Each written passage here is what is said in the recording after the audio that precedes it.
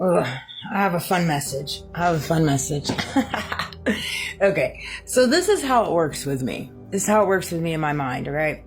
I just went and made a car payment, and I owe $20K on my car. It's definitely not worth $20K by any means. I'm so upside down, it's not even funny. But as I was sitting there and doing the whole payment and all that, it came to me, in the car buying process, it's a Chevy Equinox. It's a Premier. I really did not need it. There was nothing wrong with my old vehicle. And I should have never traded it in. I got bamboozled. You know what I mean? It happens. It's one of those things. No harm, no foul. It is what it is. But here's the thing with that. As I'm sitting here and I'm thinking about it, I'm like, dang, that serves me right.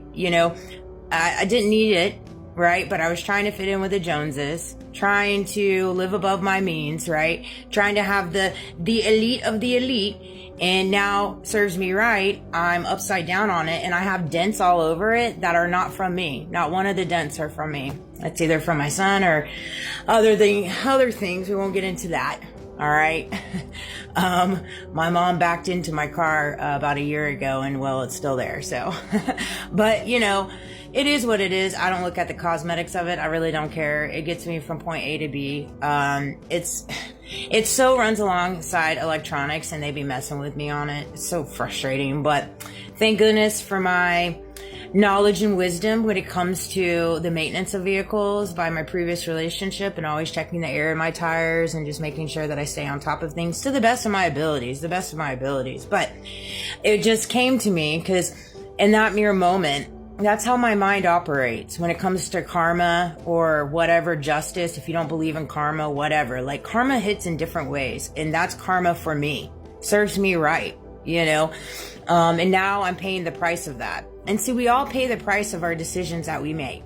We all do. I do too. We all do. You can't avoid those types of things. Like, you just can't.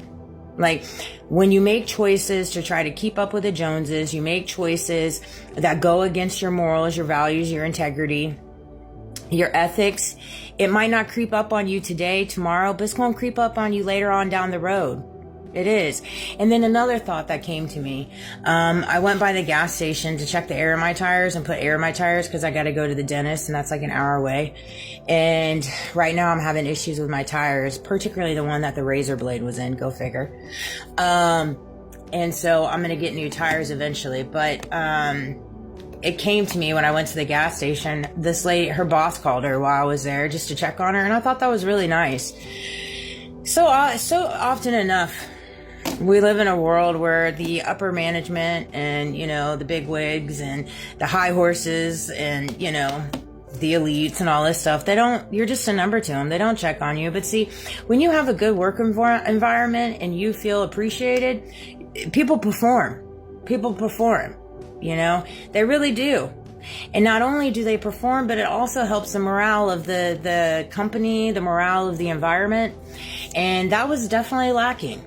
The lack thereof, to say the least, in the last few companies that I've worked at.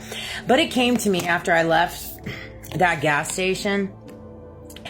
I said out loud, for entertainment purposes only, when you get entangled into a career field, an industry, and an unsaid CULT, when you don't even realize that you are, in some ways, yeah, you got to walk through HELL to get out of it.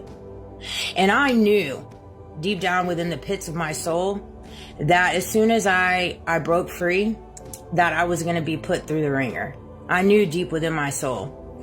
And that's why I was so consumed by staying for so long, even though I did not want to be there. And that's why I self-deprecated with, and unfortunately addictions and drinking and stuff like that. And again, I take ownership completely. And I'm just saying these because I want people to understand that I walk alongside with you. I get it. That's why I don't judge. I don't judge anybody because I get it. I get all facets of the fence. Whether you're the one inflicting it, whether you're the one receiving it, whether you're the one in the toppity top or the bottom of the bottom, it makes no difference to me. People in their mind justify crazy things that they do because of the way that their mind operates. But that's between them. That's between them, themselves, and God. And I don't worry myself with that. I used to, but I don't anymore. I only worry about myself, my path, my purpose, my calling, my day-to-day. And there was this new Eminem song that came on, Guts Over Fear. As soon as I let go of fear, it's really when things started to get easier. Fear will consume you. Fear will consume you. People walk in fear. Fear of getting the title, fear of the money, fear of the bag, fear of fitting in, fear of the white picket fence, fear of the career field, every facet of life is indicated by fear if you walk with fear. But see, when you release the fear, it's when you literally walk in your freedom. You walk in your freedom knowing that you are where you're at because you're supposed to be there. You have what you have because you're supposed to have it. You're doing what you're called to do because you're supposed to be doing it at that mere moment. And once you get to ingraining that into your everyday, it just makes life easier. Life was not designed to be so much pressure. I just have such just having conversations with myself at this point in the venture, I don't mind it. It's hard for me sometimes to conversate with people outside. It just is what it is. But anyways, I hope this video resonated, but that was a little slice of how karma works with me, how spirit be working with me and sitting me down, and that's the thing, is that's how I look at it. I'm probably gonna be paying on this vehicle for the rest of my life, serves me right trying to keep up with the Joneses, It's one of those things. That's how they tag team you. That's how they get your goat, and it's one of those things. You just have to take the good with the bad, recognize that, where you were at, you wanted to feel like you needed, I felt like I needed that car to feel worthy. Whereas now it's I definitely don't need that car to feel worthy, but now I'm paying the consequences of the decisions I made. And that's how it goes. That's how it goes. I love you guys. Have a great day.